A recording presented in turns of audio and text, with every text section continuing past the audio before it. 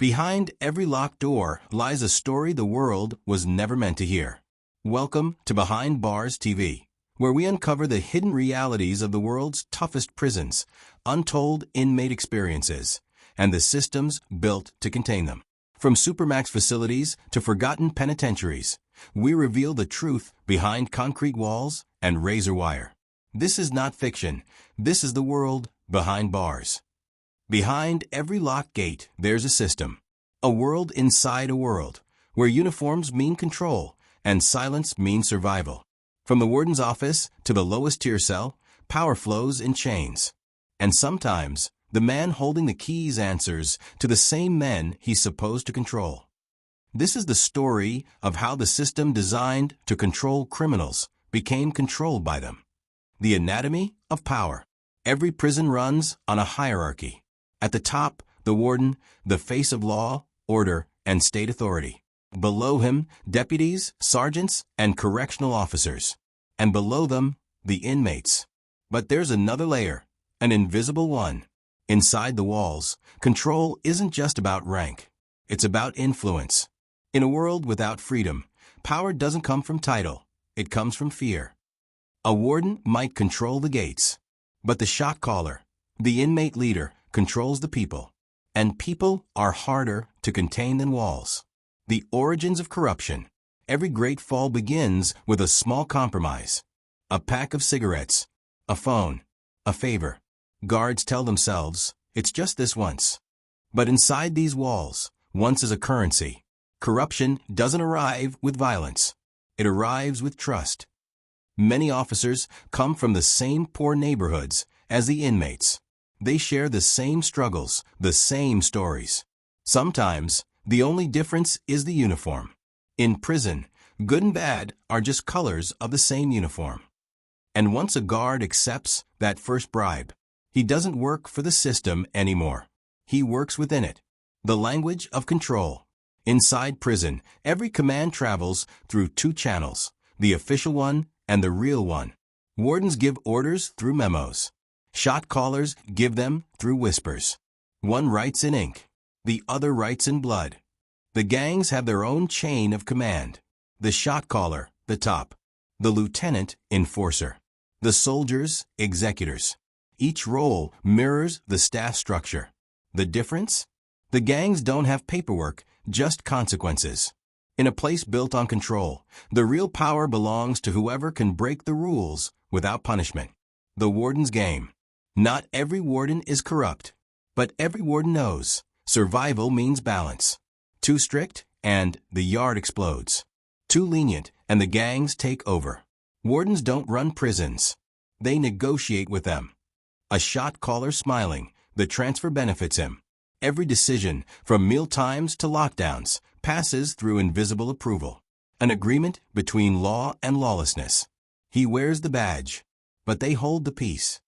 Some wardens even use gangs to control other gangs. A dangerous balance that always collapses in blood. When the chains break, every system eventually cracks. All it takes is one spark, a punishment gone too far, a transfer denied, a shipment intercepted. Control is an illusion, until chaos reminds you who really runs the place. During riots, the hierarchy flips.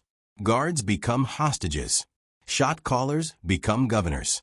The warden can order lockdowns, but the gangs can order revolutions. When the smoke clears, the official report says incident contained. But inside, everyone knows another deal was struck to stop the bleeding.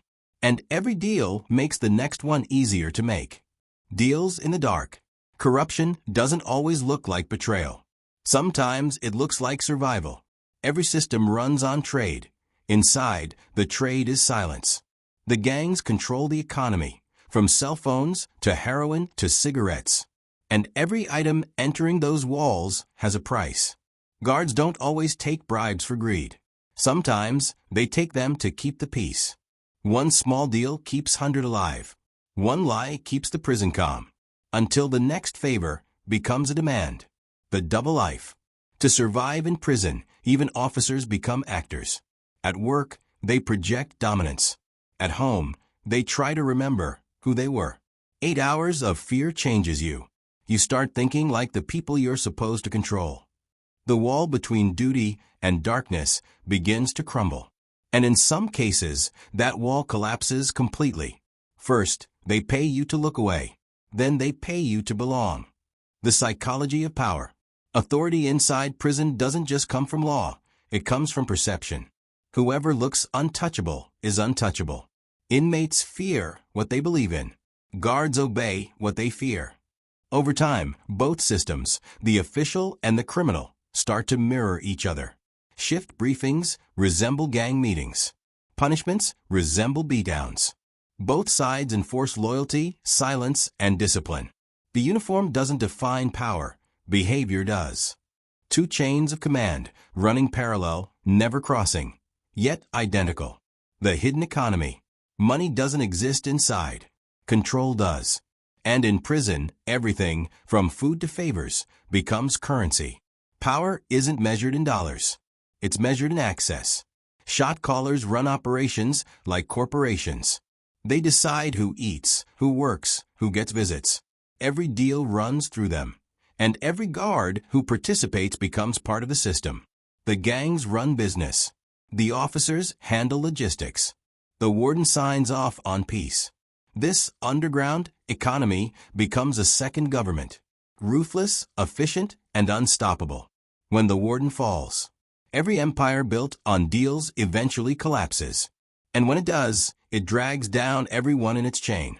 You can't walk with wolves and stay clean. Investigators uncover years of collusion, falsified reports, secret accounts, hidden meetings. But the truth is bigger than one man. Corruption isn't a person. It's a culture, born from fear and fed by control. You can replace the warden. You can't replace the system. The rise of the prison politician.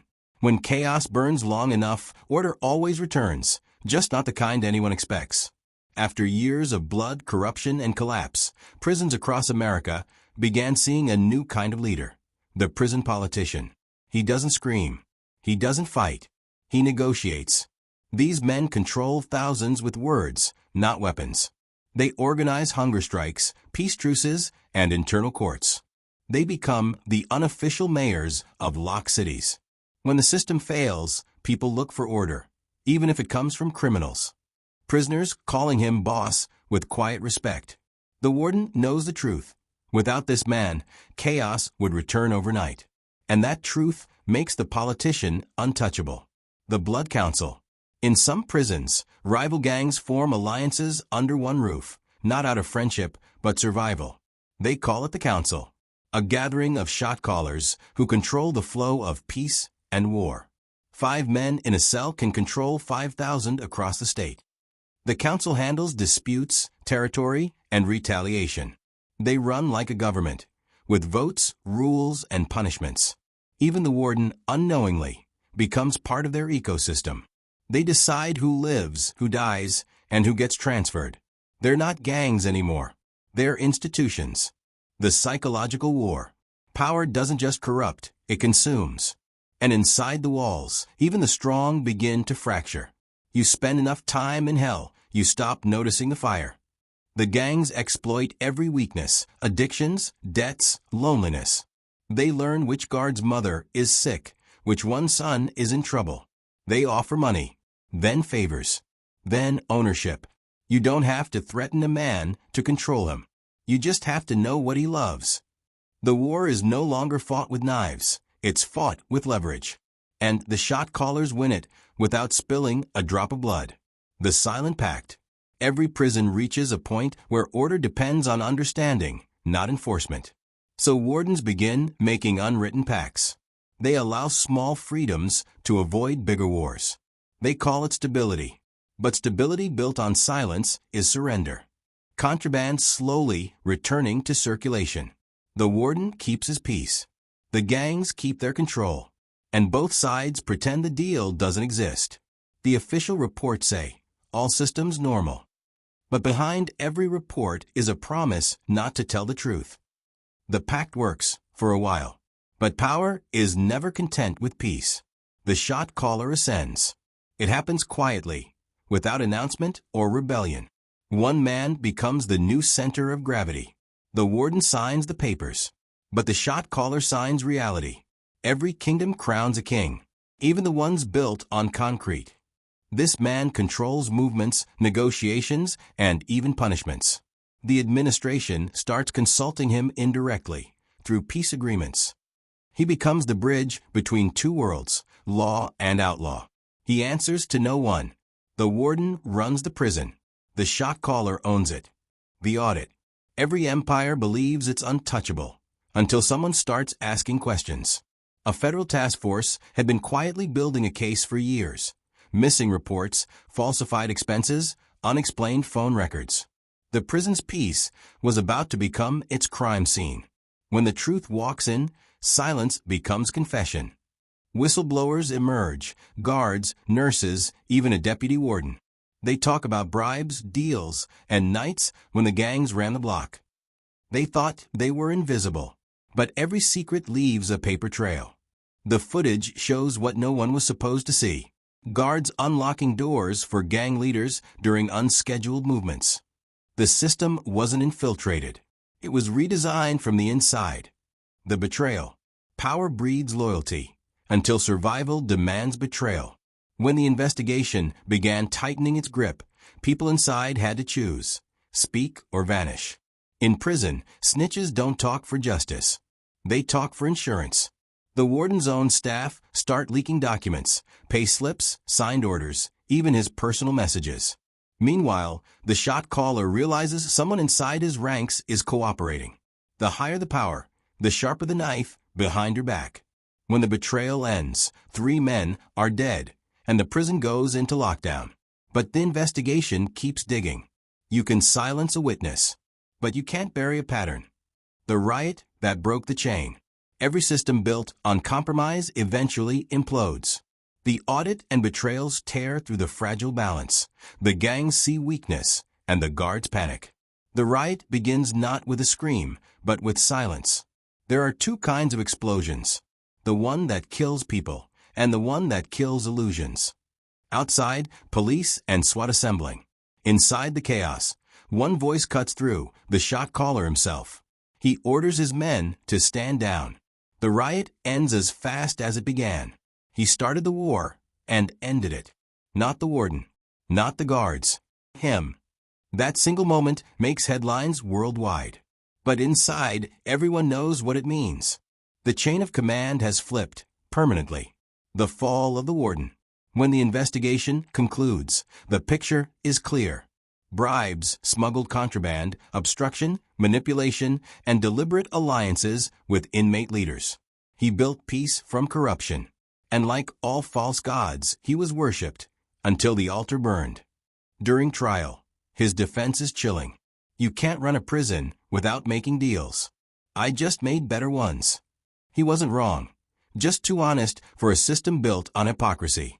He's sentenced to 10 years in federal custody. Ironically, inside the same system he once ruled. For the first time, the warden took orders instead of giving them. The legend of control. Months later, a new warden takes over. New rules, new guards, new promises. But the whispers never stop. Systems forget names, not habits. Inside, the old shot caller has faded from headlines. No longer visible, but not forgotten. Rumors say he still runs the block, speaking through coded notes and loyal lieutenants. In a place without freedom, legacy is the only escape. You can build higher walls, sharper wire, stronger locks. But you can't cage ambition. From warden to shot caller, from control to collapse. Power is just a language, and everyone inside learns to speak it. What you just saw is more than a story. It's a reality lived by thousands behind bars. If you believe in uncovering the truth, the kind hidden behind concrete walls and silence, then join us. Subscribe to Behind Bars TV and never miss a chapter in the world's most dangerous stories. Until next time, stay aware, stay informed, and remember, freedom and confinement are sometimes only a wall apart.